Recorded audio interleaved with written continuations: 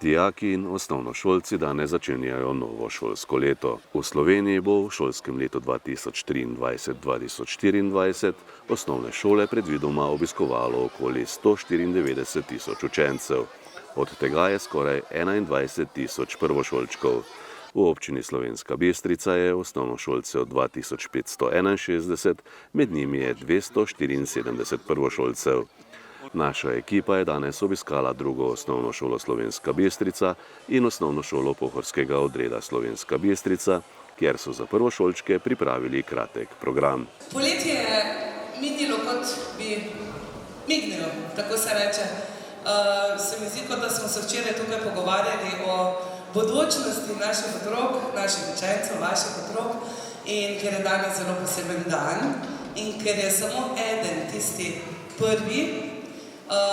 Vem, da sem nam že povedala, pa vem, da veste, pa bom še enkrat povedala, tudi zame je prvi šolski dan v eni drugačni vlogi, tako da bomo vsi skupaj zakorakali naprej, novim izzivom naproti.